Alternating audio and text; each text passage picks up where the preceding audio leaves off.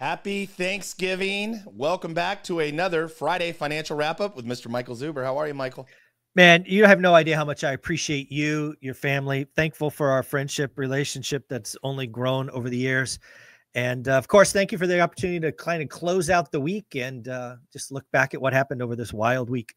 I know, dude. It's been what a ride. We've been doing this for years. And I got to say, dude, I am so thankful for you. And I think that this year was a very weird year, but I was never surprised by it because you and I always talk about every week what's going to happen, what's to come, what's to expect, what could happen, what might not happen. So thank you for all the work you do. Let's get right into the show. This is for November the 29th, 2024, Black Friday. It is the weekend, Thanksgiving weekend. New home sales, what happened this week? Yeah, new home sales came out and they significantly disappointed to the downside. When you look at the overall or the headline number, it was quite the shock. I think it was down something like 15 or 16%. And again, that's what we reported on the show. But you had to dig into the numbers. This is one of the times that the headline number didn't tell the story. And frankly, digging into the numbers, I learned something that I didn't know, which is always fun for me. For example, did you know that when you look at the entire new home sales market, that the South, that's an area of the country, makes up roughly 35% of all new home sales? That I did not realize the South was a disproportionate, piece of the big picture. Why is that important? Well, the South saw a fall of 26%, right? The overall market was whatever, 12 or 13. South was down, much more than that. But we have to remember, they suffered back-to-back weather events, hurricanes, that were quite destructive. Yeah. And certainly caused a lot less new home sales during that month. So it'll be interesting to see if the South snaps back, because I don't think the headline number being down as negative it was as big a story, because the West was up. The Midwest was up. It was just such a large hit from the weather events. And again, you can look at this as glass half full, glass half empty. Glass half full means next month is going to be a big whopper to the upside because it was demand delayed, not demand destroyed. Or you could look at it as, okay, the South is completely wrecked. Nothing's going to happen for a while, and it's the new baseline. We'll know in about 4 weeks. So yeah, the new home sales headline, big disappointment. You got to dig a little deeper. Maybe not as bad as one thought. Very interesting. And even if I throw a curveball in there that maybe even next month's number could be sluggish just because, again, how long does it take to get cleanup and infrastructure and things like that going again, right? Yeah, certainly could. But again, I think if we have a new baseline, it'll be kind of even.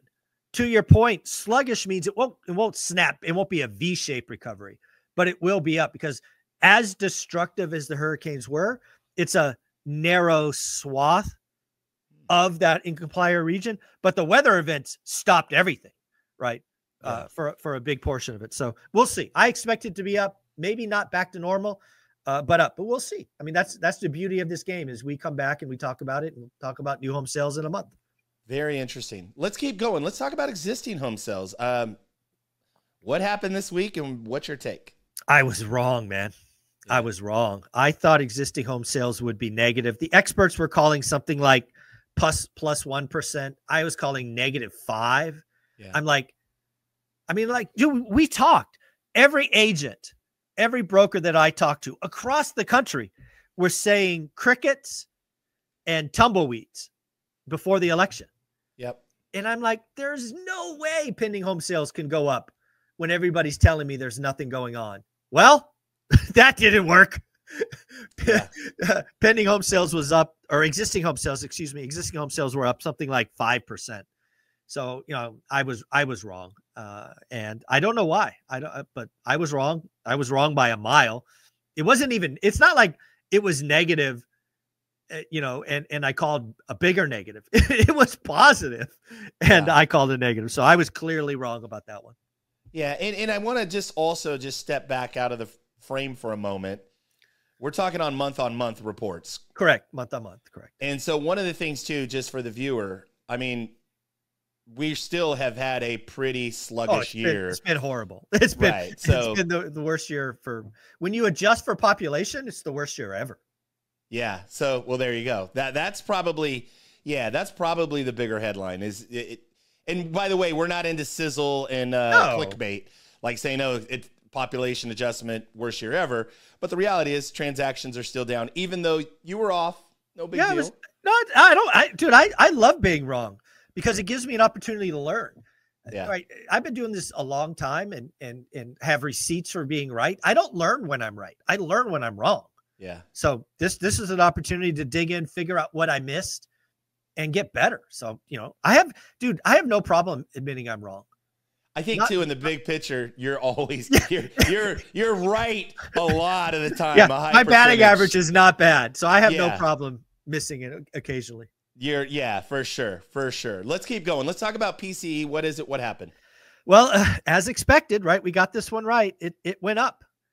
It broke trend. Headline went up 0.2. Core went up 0.1. It was all mathematical, right? This thing called the base effect. We dropped a little number. We added a bigger number, means inflation goes up. The numbers do get better, as I keep trying to tell people, January through April for the exact other option. But again, if you just want to look at the headline, inflation's up. Yeah. And why is that important? Because we get a rate decision in about 2 weeks. And I don't know how they can cut. I mean, I don't get it. I don't get it. So, but yeah. Inflation's up. Well, then let's go right into it. Fed talk, right? It's the week of Thanksgiving. Yep. What are your thoughts on Fed talk? What happened? Where are we at? Yeah. So again, we can go back to the Fed minutes, which also came out this week. Again, Fed minutes were from 6 weeks ago's meeting. They're basically trying to sing a song of we're hopeful on inflation, but watching unemployment, right? Watching the job market. That was essentially the nuanced nature of the Fed minutes. Yep. But what I see the Fed talking about is about 3 months ago, most Fed presidents, ex-Michelle Bowman, were talking about the neutral rate being a 3, which means we had lots of rooms to cut.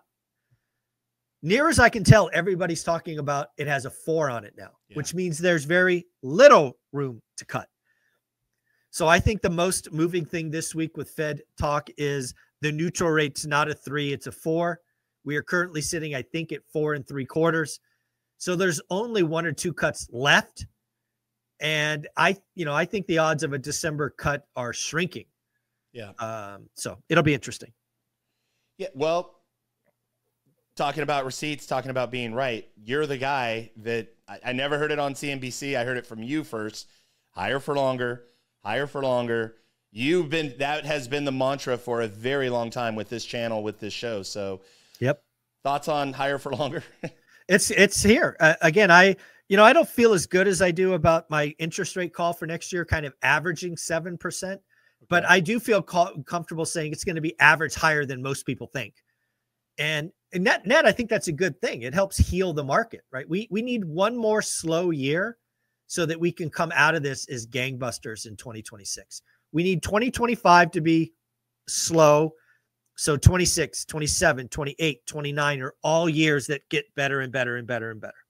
Let's talk about 30-year mortgage for a moment now. So if we look at neutral rate and where the Fed's target is next year, you think it's going to be what? 4 1/4? 4 1/4. Yeah. Okay. So then if we add in traditional margin, 1.7.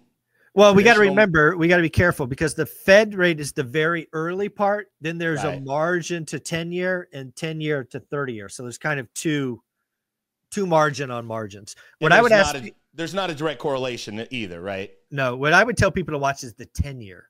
Yeah. Right. The 10-year note. Let me just look that up. The market's, I think the market's closed. So let's 4.4.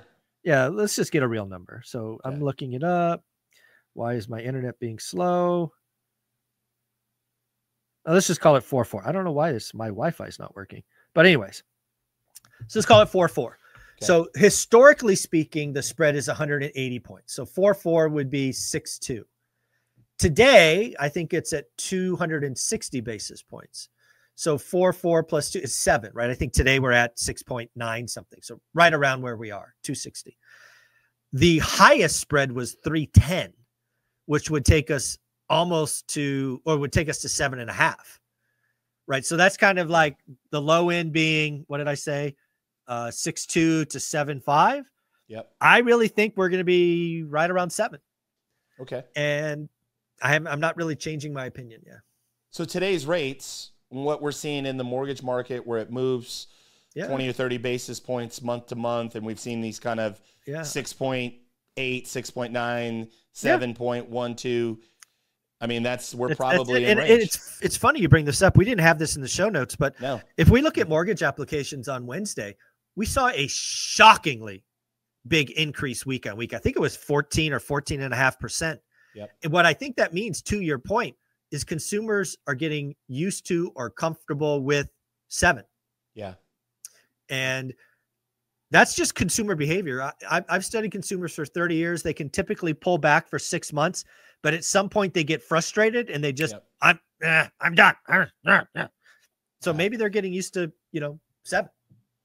Very interesting times, folks. This is the channel. This is the show you want to watch. Pay attention to Michael Zuber. Let's keep going. Let's talk about the best weekend of the year. What is that, Michael? So I want people to realize that as investors and frankly, home buyers, you want to be buying when there's no competition. Yep. That's just the reality. And I have great news for you. Thanksgiving weekend, this 4 days, is the best weekend of the year to write a disrespectful offer. Why? Demand is nowhere. You are the only game in town. What about the sellers? Many sellers want this transaction done by the end of the year. Yep. Well, we're at the end of November. And unless the transaction goes into escrow Monday after Thanksgiving weekend, the chances of it closing this year get to 0 really, really fast. So I say again, this weekend is the best weekend to write disrespectful offers, to follow up on disrespectful offers, and do the work. Don't be like everybody else who is out with family, watching football, having fun, and forgetting to do the work. So good. So good. So good, man. So good. Folks, if you're watching this and you're on the fence, get out there, make offers, find the deals, do the work. I love it. I love it. So, Michael, it's Friday. It is. I know you've got a Vegas event, you've got a course. Mm-hmm. We didn't do this pre-roll. I'm running a Black Friday special. You've got to run a Black Friday special, my man. I'm twisting your arm right now. I hate doing these things. What can you do? What can you do for the community? All right. Let's talk about Vegas first of all. Tell people about Vegas if they don't know, if they've been under a rock, if this is the first time listening or watching, or maybe some of you need to get off the fence. Yeah. And your treat to yourself, the gift you give yourself, to your family, to your legacy of what you're doing, is you get yourself to Michael's event and get yourself on the property ladder. Michael, tell them about Las Vegas. All right. So we have a Vegas event, second annual event, where we bring 14, 15 millionaires, ask questions, network. It's February 15th and 16th in Vegas. It's like nothing else. No selling. You get to ask questions, networking. I feed you 3 different times, 6 hours of networking. It's like nothing else. It's more than 50% sold out now. So, and we're taking the event to the capacity. So there'll be no more added tickets. I can't go higher, the fire marshal and all of that. But I'll do this for you. And I don't do these things because I don't want to punish people who buy early. But if you buy this weekend and this weekend only, because everybody else is doing Black Fridays, I will mail you an autographed book of one rental at a time. And I'll even let you tell me where to send it, because a lot of you who will be coming to the event, frankly, already have my book. But hey, you might want to send a Christmas present to somebody else. So I will communicate with anybody who buys tickets this weekend, because you'll give me your email when you buy the tickets. And I'll ask you, where do you want me to mail the book? And who do you want me to make it out to? Maybe there's a cousin, a friend, of whatever.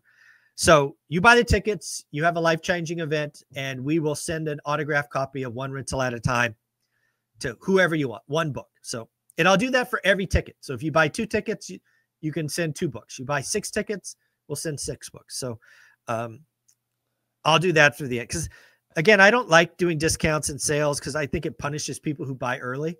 Yeah. But we'll tie this together with the event and a Christmas gift. So I feel good about that. I love it. Absolutely love it, folks. Buy. You can go to Eventbrite. There'll be a link in the YouTube show notes. It's President's Day weekend, so that's what's nice is you have Monday to recover or travel. Yeah. It's a great time, man. And I got to tell you that Michael's event, like no other, is where people hang out. The speakers, the panelists, all of his experts, all the guests on the show, they're there participating, hanging out. It's not bougie where they're hiding in some green room or hiding out backstage, not trying to be with people. You're there. We're all hanging out. It's a big kumbaya. I love it, Michael. That's awesome. But I got to twist your arm one more time. Come on. I need more from you. So let's reward the community. I know you've got an awesome course. Mm-hmm. Tell them about the course. Where is the course? And you got to do something better. Do something better. So I have courses on Teachable. It's kind of the paint by numbers, how to get started one rental at a time. It's helped thousands and thousands of people. I feel really, really good about it.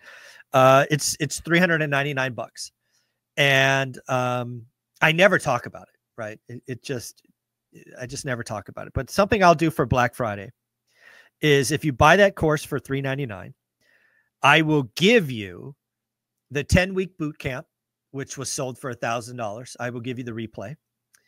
I will also give you the Vegas replay, right? We recorded the last Vegas event, which again, people paid, thousands of dollars to attend and hundreds of dollars to watch online. I will give you that. So essentially, if you buy the course, How to Get Started One Rental at a Time for $399, you'll get the 10-week boot camp and the Vegas replay from last year. And all I have to do is I will get an email saying you bought it. I will log in and I will simply add those 2 courses for free. Typically, it takes 24 or 48 hours, but trust me, they will be there. And if they're not, send me an email and I'll give them to you. So awesome, folks. There you go. A bonus. Get involved with the course. Get yourself to Vegas, one or the other. Michael, one last thing here. For the viewer, the listener, who maybe is struggling right now, I want to give them some encouragement and that maybe things are a little tight. It's been a hard year. There's some struggle, financial struggle, whatever the case may be. Let's give them a shot in the arm. What words of encouragement can we give to somebody? I know that a lot of people are out there winning, but also there's a handful of people out there that are struggling right now. And what message will you give them as parting words on this beautiful weekend? Yeah, I think social media makes it seem like most people are winning. I don't think that's true. I think most people, certainly in the real estate game, are struggling, scared, nervous.